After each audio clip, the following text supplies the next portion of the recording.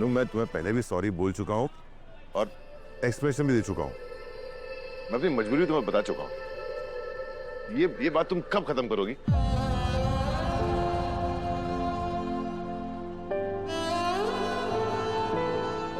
शायद कभी नहीं सर, क्योंकि बात अगर सिर्फ मेरी होती ना तो मुझे इतना फर्क पड़ता ही नहीं। पर यहाँ बात मेरे माँ बाप की है। मेरे घर में प्लॉटिंग करके पैसे रखे गए और जब वो पैसे प्रभा मैम और भारद्वाज सर को मिले ना तो मेरे माँ बाप को बेइज्जत होना पड़ा। उसके बाद मेरे पापा की क्या हालत हुई है वो आपने अपनी आंखों से देखा है सर। गोपाल जी, दरवाजा खोलिए, मुझे आपसे बात करनी है। मैं कायर नहीं हूँ, मैं परेशान हूँ, मैं टूट चुका हूँ। मैं इस दुनिया में कुछ भी सह सकती हूँ, कुछ भी बर्दाश्त कर सकती हूँ सर, पर मेरे माँ बाप का अपमान नहीं। अनु, जितनी तकलीफ तुम्हें हुई है ना उनके इंसल्ट से, उतनी तकलीफ मुझे भी हुई है।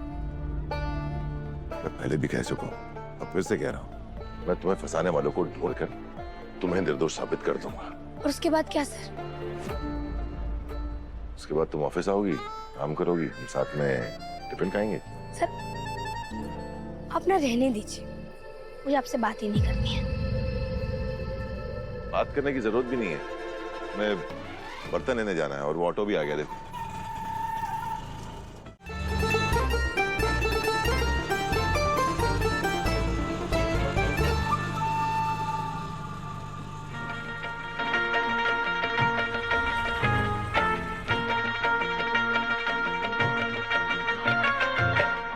ठहरे परदेसी,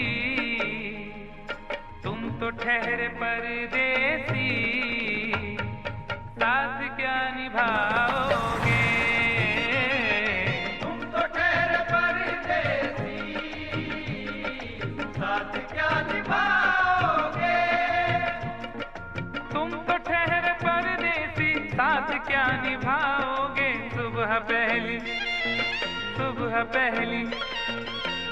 पहली गाड़ी से घर को लौट जाओगे।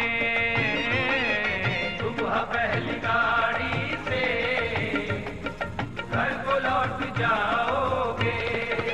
और फिर मैंने पापा के मोबाइल में ना वो साड़ी डिलीवर करने का मैसेज देखा। पर तुम्हारे पापा का तो साड़ी का कोई बिजनेस ही नहीं है ना? हाँ, मेरे दिमाग में यही आया।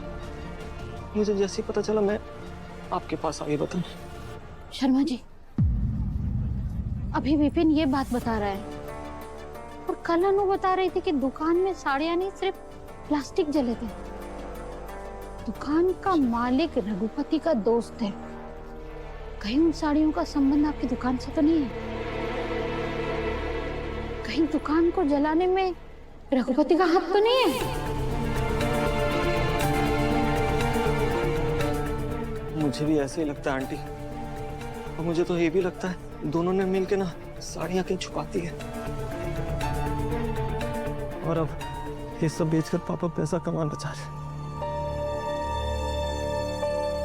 पुष्पा जी, अगर ऐसा है तो मैं अभी रघुपति से जाके बात करता हूँ। नहीं शर्मा जी सुनिए, आप जोश में होश मत खोइए।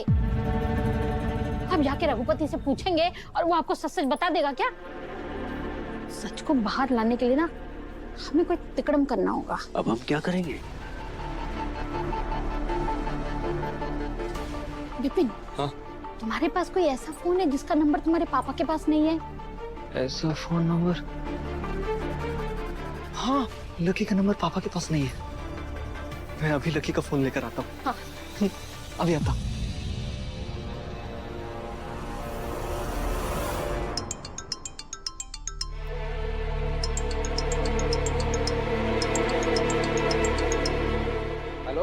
हेलो, ओ सुहास बता रहा था कि आपके पास सस्ती में साड़ियां हैं, मिल जाएंगे क्या? हाँ जी हाँ।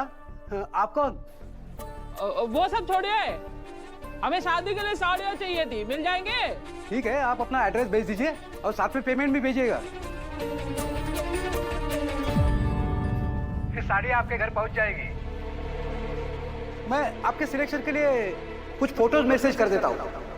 नहीं, वो शगुन के लिए साड़ियाँ चाहिए तो देखनी पड़ेगी। नहीं, वैसे नहीं कर सकते। हम आपको मोबाइल पे ही फोटो दिखा सकते हैं। हाँ हाँ हाँ तो ठीक है, 150 साड़ियाँ चाहिए थी, हम कहीं और से ले लेंगे।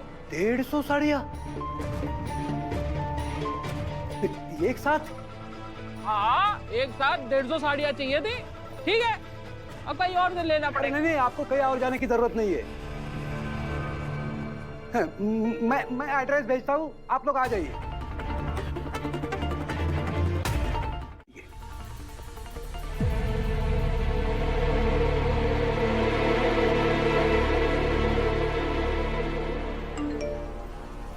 गाला नंबर 72 मोरी गेट।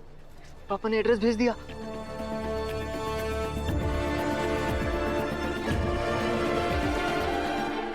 अब तेरे पापा को ना रंगे हाथ पकड़ेंगे। चलिए बेटा, मुझे माफ करना। अनु के रिश्ते के वक्त मैंने तुझे बहुत बुरा भला कहा। क्या खराबी है मेरे बेटे में? क्या अच्छाई है आपके बेटे में? आपका बेटा तो आपके इशारों पे चलने वाली कठपुतली है। हमें हमारी बेटी के लिए ऐसा लल्लू दामाद नहीं चाहिए। गलत तू नहीं बेटा, तेरा बाप गलत है। दिल से तू तो हीरा है। कोई बात नहीं अंकल। Thank you. अरे हम साथ साथ हैं, हो गया हो तो चले। हाँ चलो चलो चलो।